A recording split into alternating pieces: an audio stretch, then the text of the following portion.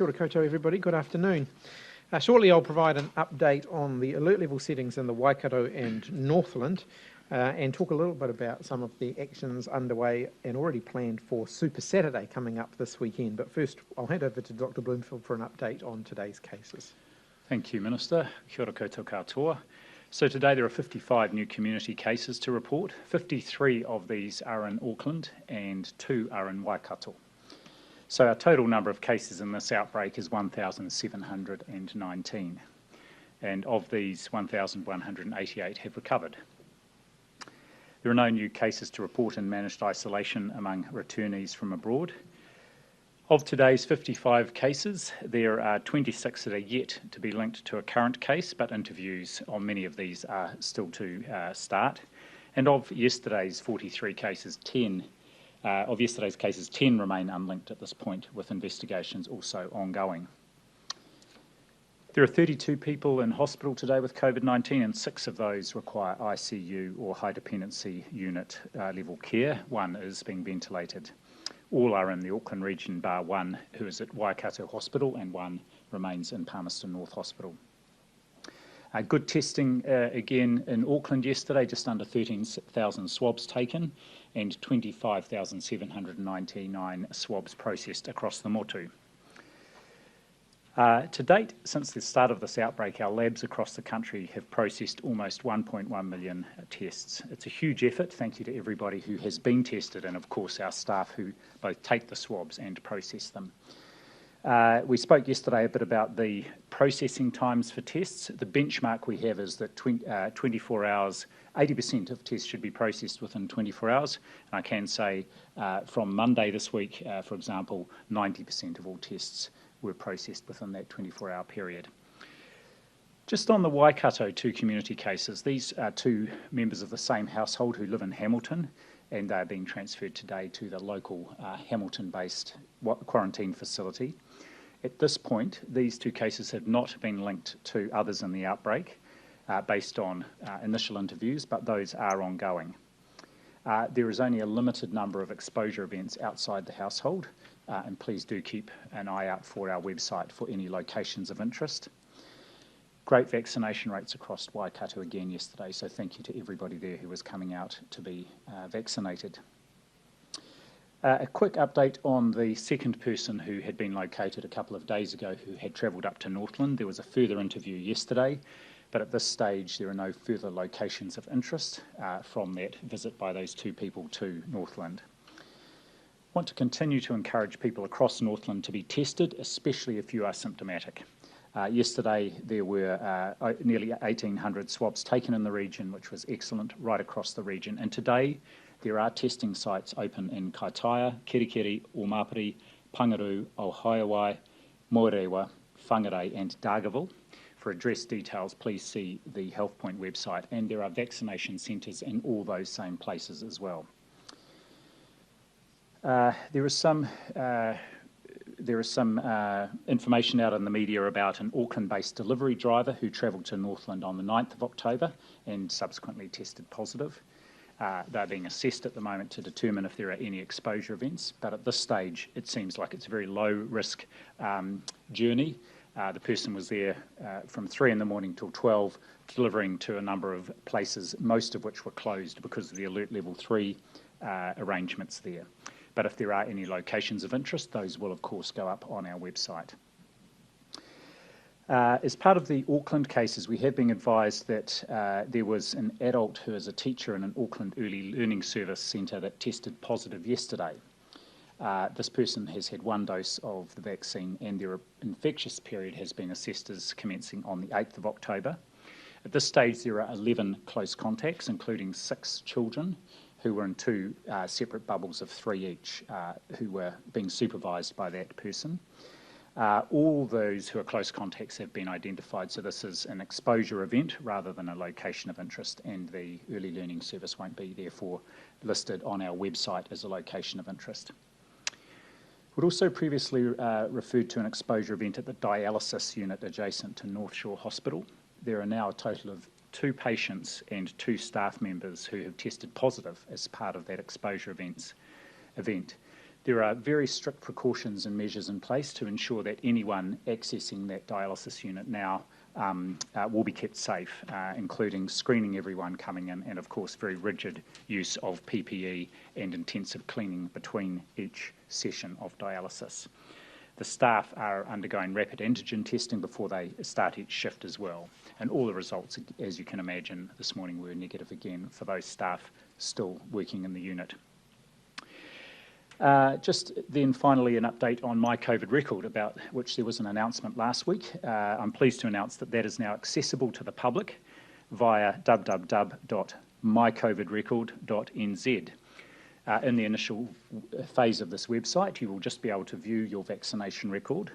In the first instance, people will need to create a My Health account, and then they will be able to access that record that is available for people 16 and over. At this stage, it's only for 16 years of age and over. From late November, people will be able to access two different types of vaccination certificate, one for use in New Zealand and one for travel overseas. In the meantime, there is already a process in place for people to receive a letter of confirmation of their vaccination status from the Ministry of Health. That process will remain in place, and also, of course, anyone under 16, 12 to 15 who's been vaccinated can continue to use that process to get confirmation of their vaccination status. Thanks, Minister. Thank you, Dr. Bloomfield. Based on the latest information that you've now heard, ministers have decided that the parts of the Waikato that have been at alert level 3 and the Northland region will remain at alert level 3 for a further 5 days until 11:59 p.m. on Monday, the 18th of October. Auckland remains at alert level 3 on step 1 of the stepped transition that was outlined earlier. The Waikato's done a phenomenal job over the last few weeks of getting tested and getting vaccinated. The region's achieved a record increase in the number of people vaccinated within 1 week, recording a 5% jump in first doses. So thanks to everybody who went out and got vaccinated to keep themselves and their whānau and their community safe. And also a big thank you to people in Northland who have been getting tested and vaccinated. In Northland, there have been 19,691 vaccinations in the last 7 days. That's more than double the rate of vaccinations delivered in the previous week. And we really want to see that momentum continue. We still don't have confidence that we've got a full enough picture of the situation in Northland. Getting information from the 2 cases who travelled around the region whilst they were infectious and they're now in quarantine has remained slow going. So the best thing that people can do in Northland right now is to get tested if they have any symptoms of COVID-19, even if those symptoms are mild. Delta is a highly infectious virus, and almost everyone that is infected so far has been unvaccinated. Just 3% of the cases in this outbreak have been vaccinated. So I want to reiterate again, the best thing people can do to protect themselves and their whānau is to get vaccinated. Today, we've hit a significant milestone in our vaccination campaign. I was informed just on the way down here, 6 million doses of the vaccine have now been delivered across New Zealand. That's a big number, and we're seeing some really encouraging other numbers as well. Half of the total population of New Zealand getting vaccinated. Of the eligible population, 75% have either been fully vaccinated or are booked in for their second dose to get fully vaccinated. That's 3/4 of the eligible population in New Zealand who will soon have a really high level of protection from COVID-19. That's hugely reassuring. If you've already been vaccinated, a big thank you, but let's get the rest of New Zealand out to be vaccinated this week and heading into next weekend. So please talk to your friends, your family, your workmates, and help them to get vaccinated. I want to run through a few more details. Over the coming days, you will see sports stars, actors, health professionals, many familiar faces throwing their weight behind the vaccination campaign. The Vaxathon details that were announced yesterday are continuing to take shape. On Saturday, we'll have general practices, pharmacies, community providers, all vaccinating throughout the day. There will be over 100 additional vaccination sites opened on Saturday around the country, including a drive-through here at Sky Stadium in Wellington, through to things like pop-up vaccination sites at farmers markets and sporting events. Many of our existing sites are offering extended hours. Members of Parliament and community leaders are working together to try and turn people out to be vaccinated. There will be dedicated sites for those with disabilities, including New Zealand Sign Language interpreters, accessible parking and ramps and flat entrances, low sensory spaces, and accessible information around the vaccine will also all be provided. A couple of examples of some of the innovative things that people can expect to see. Vaccination camper vans are heading up and down the country, particularly in the north. The Department of Conservation is offering up their four-wheel drives and their boats to help people in remote rural areas to get vaccinated. Air New Zealand's turning one of their Boeing 787 Dreamliners into a vaccination clinic at the Auckland airport for Super Saturday. I'm told people will be vaccinated in business class before waiting out their time in economy class with some snacks provided. Other companies have done a number of things. Good George Brewery has been rebranding their lager with the tagline for Legends That Vaccinate, and you can expect to see sausage sizzles, coffee carts, and a whole variety of other activities taking place. Our goal here, though, is very clear. It is to get New Zealanders vaccinated. What does success look like? It looks like getting New Zealanders vaccinated. Whether it's one person or 15 people that you convince to be vaccinated over the coming days, all of that is success and leading to a successful outcome. Final word on Super Saturday, we're still getting queries for people who want to be involved. There is a dedicated email address, helpvaccinate@health.govt.nz, for those who have ideas or who want to offer additional contributions to the national effort over the coming days. And I'll open up. Jessica. Minister, I think we understand why Northland needs to remain at level 3 with the information being hard to get, but what's the justification for the Waikato? Did you have more debate over whether to keep them at level 3? We have 2 cases in the Waikato that we don't have any links for. Now, if you rewind back to prior to this current outbreak that we were dealing with, if we saw 2 cases popping up in the middle of the Waikato, we didn't know the origins of them, then we would be looking at an alert level escalation in those types of circumstances. So we certainly weren't willing to step down alert levels in the Waikato when we've got 2 cases where at this point we don't know how they were infected, and we don't have yet a full understanding of who else might be involved in the chain of transmission there.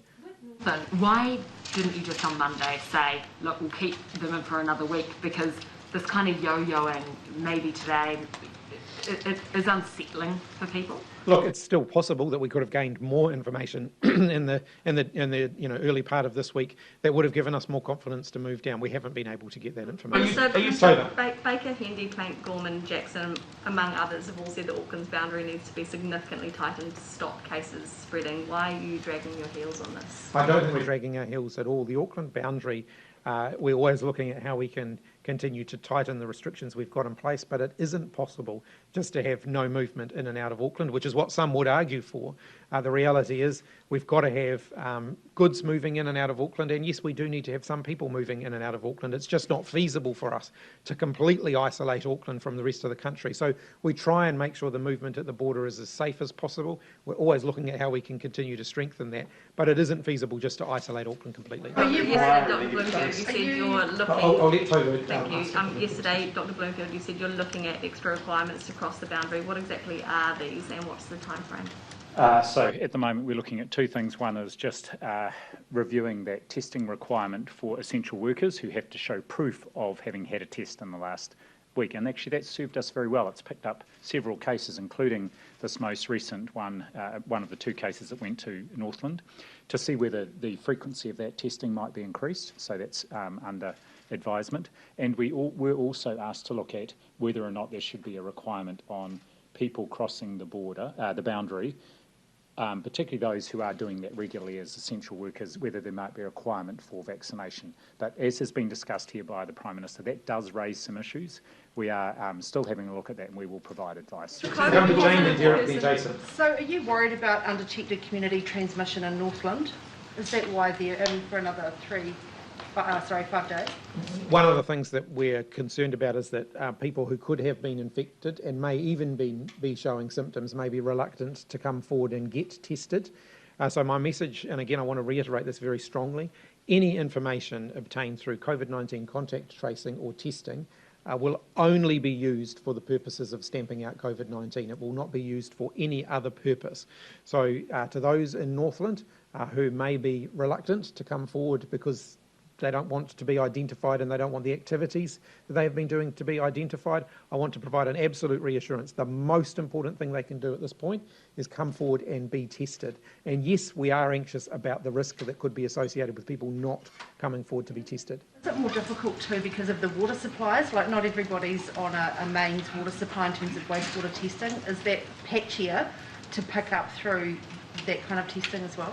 Well, certainly there is a risk that if you have COVID positive cases and they're not on mains wastewater, then potentially that becomes more difficult to detect unless they're coming forward to be tested. And that is a part of the country where we do have more people living with septic tanks, for example. But I'll ask the Director General. Yes, if we look at the places we know where those individuals went, they are towns and places big enough where they would have reticulated wastewater systems. And so far it's encouraging. There haven't been any positive results there, but we are waiting for tests taken yesterday. We'll have those back later today. And I guess it's the sort of known unknowns. There are clearly some places that these individuals have been that we don't know about, and so we are waiting to see. And this was quite a discussion when we did our public health risk assessment, but we did agree and provided the advice that Northland would do well to stay for a few more days in alert level 3. So can I just ask you about anti-vax GPs, anti-vax doctors and one psychiatrist in the Wellington area today? I mean, how much are they compromising the effort given their status? And also, do the oversight bodies have enough power? We're hearing about it taking months, for example, for a medical council complaint to be dealt with and then the damage is done. Can you talk a little bit about, your worries and whether more needs to be done? I think those people are being irresponsible. Yes, they are undermining what is a really, really important public health objective for New Zealand, which is to keep people safe from COVID-19. But in terms of the professional issues, I'll hand that to the Director General. Well, the first comment I would make is these people are in a very, very small minority. There is a huge majority of health professionals, and including those for whom vaccination, infectious diseases and epidemiology are their specialty, and they are all almost to a person supportive of the vaccination program. Secondly, yes, the Medical Council and other regulatory bodies have had complaints. They have to follow due process, and of course that does take some time. But there is a process in place. I would just point people towards the vast majority of medical, scientific and other health professional opinion. Given the damage they can cause, because people listen to them and believe them, and 6 months later is far too late, isn't it, really? Well, I dare say that any censoring process through a regulatory body doesn't stop them communicating. But I think, again, to point to the fact, these people are in a very, very small minority. Derek. Why not require a negative test to go across the boundary? And can you say whether the Northland, the two women who went to Northland, if they had evidence of a test or the medical certificate saying no symptoms, or if they had indeed shown a negative test before they went to Northland? We do have testing requirements for crossing the boundary. Now, we could increase the frequency of those, and So why not require a negative test before that? Well, the issue is for the people who are having to be tested regularly because they are crossing regularly, there are logistics there around timing. For those who are doing a one-off border crossing, most of those people in that category need to produce a negative test before they can cross. So it is always difficult to get the balance right here, because you don't want to make it impossible for someone who has to cross regularly to do their work just because of the timing of when their test swab was taken and when they got the result back. We want them to be tested regularly. They are being tested regularly. We'll always look at whether there are further adjustments that we can make to make that as tight as possible, but also we've got to keep in mind that it's still got to be practical. Do you have information about the Northland travellers, whether they had a medical certificate or proof of testing the last week, or indeed a negative test? So my understanding is that the reason that our first case was being tested was in order to satisfy the requirements of the border crossing. Was to make sure that they had been tested and they could produce a test result at the border. That's correct. In order to go back into Auckland. Over the boundary before, because they went to Auckland to Southland and back. Is that correct? Yes. So they had both had a test in the 7 days prior to, my understanding is, prior to travelling outside of Auckland, but then that 7-day period expired while they were in Northland, so both had another test in Northland in order to be able to travel back across the boundary, and it was the testing of the first case that returned a very weak positive, and on the basis of that, there was a subsequent follow-up test done when Or a that negative was result. we'll just keep them, Jason. I said that you could be next. Quickly follow up on that one, please. So did the positive women actually show police a negative result, or just that they'd had the test, or do you not know that still? Well, the requirement, if people are crossing the boundary as an essential worker, the requirement is to show evidence of a test in the last 7 days. Show a negative test at that point, it was just that they had They're just required to show that they have a test, and this is the point the Minister made. Some people, maybe not in this instance, but many essential workers are crossing the boundary, some on a daily basis and some even more than once a day. Jason.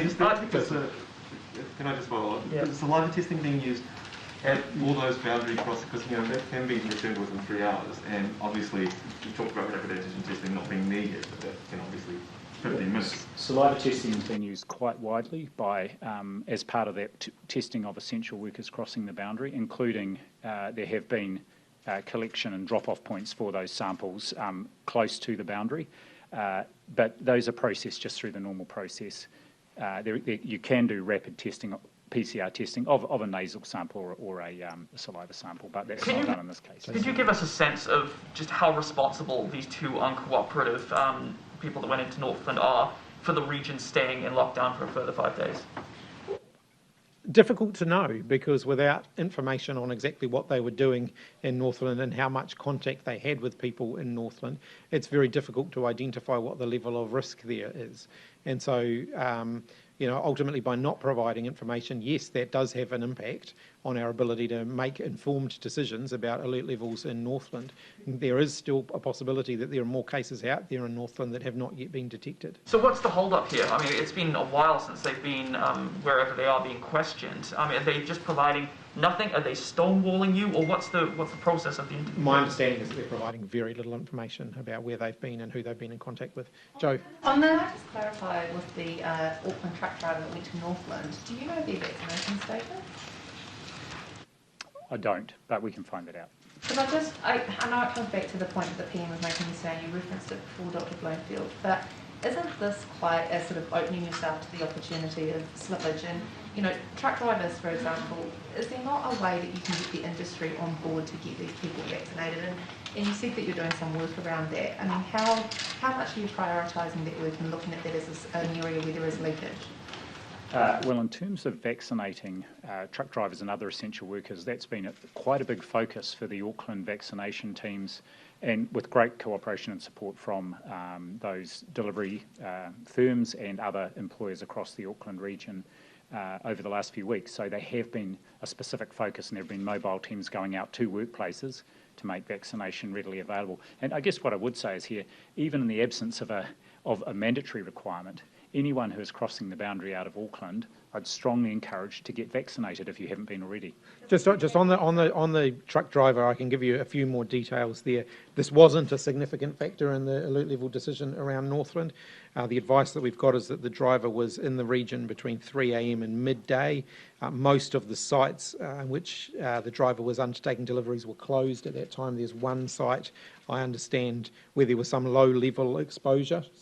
So it's not a huge risk. And so it wasn't one of the factors that we took into account in the alert level decision. But I mean, that's luck more than anything.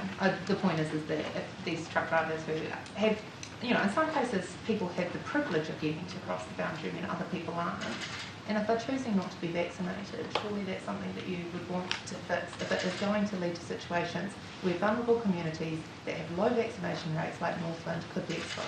Well, absolutely, I want everybody in New Zealand to be vaccinated. It's safe, and the more people that are vaccinated, the safer we will all be. On the ECE exposure event, the sector warned you that they would be at risk if they had to go back, especially in Auckland, and that the bubble system was arbitrary, it wouldn't work. And the fact that all of the children are now deemed close contacts, doesn't that prove that it was a risk to force them to go back? Almost anything at this point is a risk, and we do have to weigh that up against the need to provide, in the case of Auckland, to alleviate some of the immediate pressure that we have been seeing in Auckland. So we weigh those risks up really carefully. We did put extra requirements in place in order to try and keep the system and the children in the system as safe as possible. And you saw me further strengthen that standing here 2 days ago with the vaccine announcement. The fact that all of the children are contacts proves that the bubble of 10 is arbitrary, no? In this case, it's 6 children. And so my understanding is that that's 2 lots of 3 children.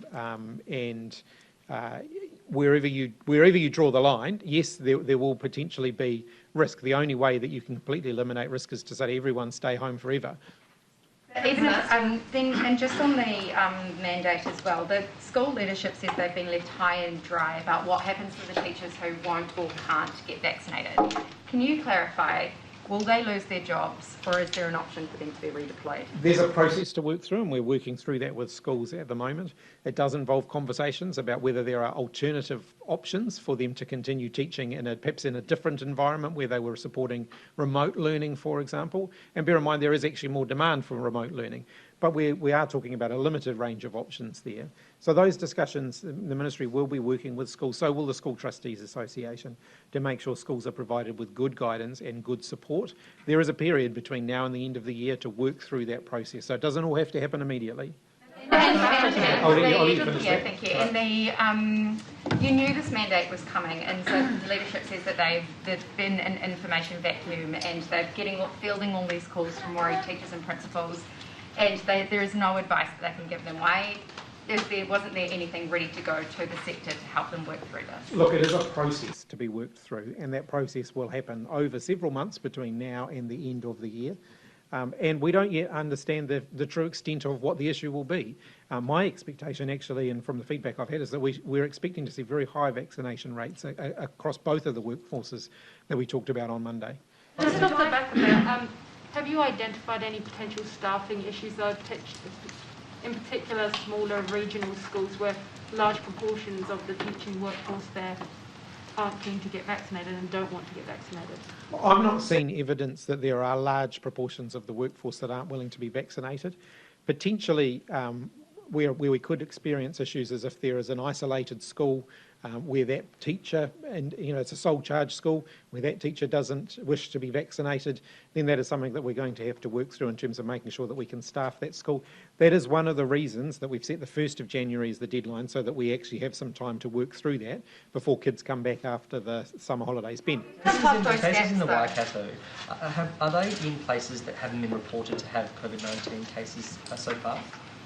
Sorry, Any new cases in the Waikato over the last couple of days, are they in new towns or places that haven't had COVID-19 cases? So the 2 cases today, we obviously don't know much about them yet, and we don't know how they might have come into contact with it. I know that the 3 cases we dealt with yesterday were all known people, so they were already isolating. I think 2 of them were in isolation, and 1 of them was isolating at home.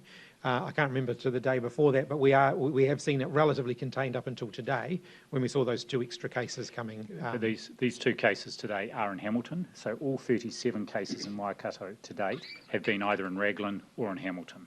I'll ask, just to zoom out, because we had a week of the phase 1 level 3 restriction in Auckland so far. I think case numbers off the back of the envelope are 43 in average.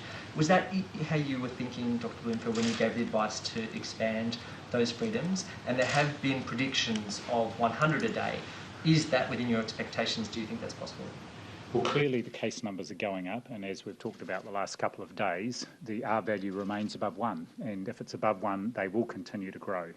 At the moment, it's sitting about 1.2, and everything that goes around alert level 3, including that stage 1 and the requirements on people, particularly about not mixing inside, remain really important for us, keeping those case numbers as low as possible, and that's what we're aiming to do. Minister, can you tell us why the COVID-19 Technical Advisory Group wasn't consulted on the move away from elimination or the introduction of stages in Auckland? I'm not sure which advisory group that you're referring to there. Well, there are a number of different advisory groups. Which one were you? Advisory group, it's got Michael Baker and Dr. Colin Tukuitonga, Dr. Matthew Howard. They've advised a pretty big chunk of our COVID-19 response so far. Well, the first thing I would say is that the decisions around COVID-19, we continue. I think the word elimination and the way it's been used and the way it's being interpreted across a variety of different places, it means different things to different people. The government's use of the word elimination has been relatively stable right the way through. Because we've had periods of eradication, people have come to confuse those two things together, i.e. elimination means getting back to 0 cases. That's never been the definition of the original elimination strategy, and I think a lot of this comes back to terminology. We are continuing to try and pursue COVID-19. We're continuing to try and drive cases out. And that's what we continue to do. It's why we still have restrictions in place. We have not given up on driving COVID-19 cases out of our community. That's exactly what we continue to do. The introduction of stages in Auckland that are easing restrictions, that there's a clear move away from what we've been doing so far when cases are still rising. So why wasn't that group of independent experts consulted? We've taken a wide range of advice, including the fact that we've had a group focused particularly on this question, chaired by Professor Skegg, looking exactly at the sorts of things that the government needs to consider in making these decisions. I would just remind people too that the alert level system relies on a high degree, a very high degree of voluntary compliance. If you look at New South Wales, for example, they still saw a spike in cases despite not lowering their restrictions because people stopped following them to some extent. So it was one of the reasons. So of course we keep all of those things in mind. I'll come to Jenna. Experts, Minister, which independent experts were consulted? Because I've been told that David Skegg and his group last Monday's announcement totally blindsided them. Which independent experts were consulted? These have been ongoing conversations that have been had over quite a period of time. COVID positive person given home isolation fled their home, and if so, how was that possible? I can update on that. There's been one of the people who's returned a positive result. The public health unit in Auckland hasn't been able to get in contact with, so as they do in these circumstances using a Section 70 notice, they've asked for assistance from the police to locate that person so that they can then get them transported to the quarantine facility and undertake case interview. Specifically being given an exemption to home isolate? No, it's someone who had been tested and the result has come in and the public health unit hasn't been able to locate them as yet. People who've been vaccinated overseas with jabs recognised in New Zealand are getting revaccinated in order to qualify for the vaccine certificate. They say they've had to because they've received no guidance from the Ministry of Health. What's your reaction to that?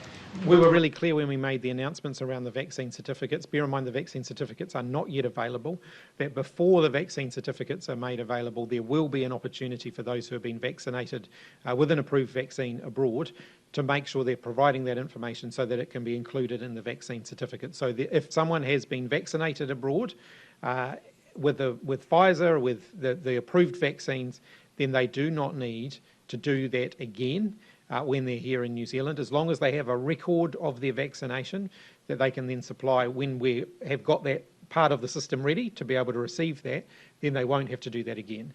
Could the Ministry have provided better advice on that?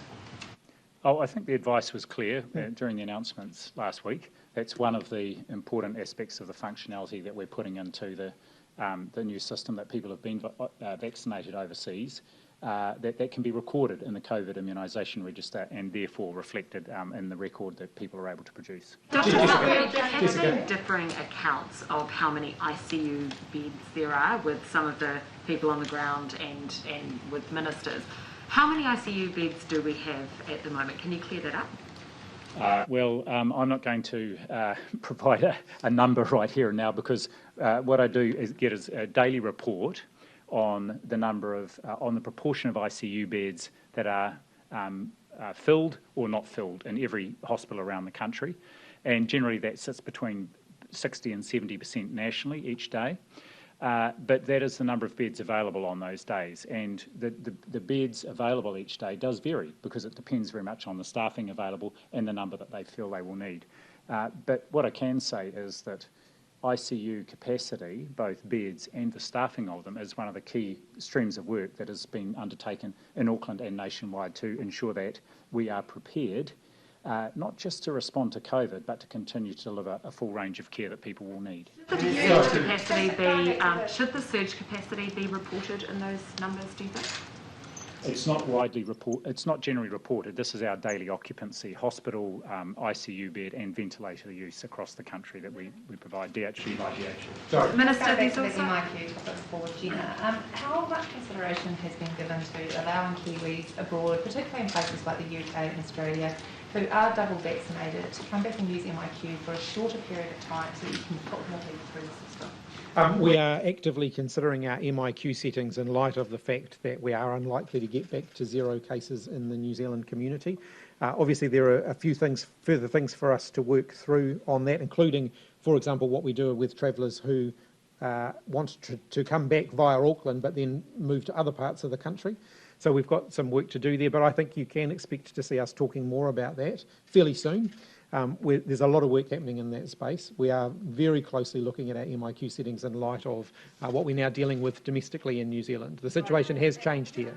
Are you looking at a 5-day, a 7-day period? Look, I don't want to get ahead of that. We haven't made decisions, but we are working through a range of different options. How would people know that? Do you have an arrangement yet with the likes of the UK and Australia in terms of a vaccine passport certificate type system, or do you need to put that in place before you can do this? We've already indicated the requirement for all those coming into the country who are not New Zealand citizens. There's a requirement that they will need to be vaccinated fully vaccinated before they can come in after the 1st of November. That will largely be a manual system. It'll be a manual system at 2 levels. One is that we are expecting the airlines to do some checking of those records before people check in or during the check-in process for a flight. And then secondly, they will be more thoroughly checked here in New Zealand, and there'll be penalties for those who have deliberately tried to rip off the system, if you like. So some experts have said a circuit-breaking level 4 lockdown may be needed to stop cases tracking up in Auckland, as they are. What's your thinking on that, and could you rule it out? That's not something the government is considering. James? Can you say how many... Why not? Why not? Why not? Why not? Why not? Why not? Why not? Anyone else? The reality is, as I've already indicated, the alert level system that we have relies on a very high degree of voluntary compliance for New Zealanders.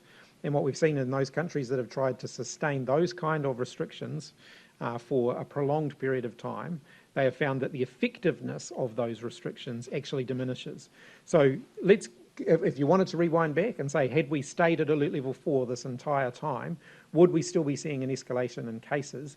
There's a very good chance that we would still be in this position, because the level of compliance, the level of support for alert level 4 can still remain high, but it only requires the small minority who don't follow the rules to increase by a bit, and the effectiveness of those alert levels diminishes quite significantly.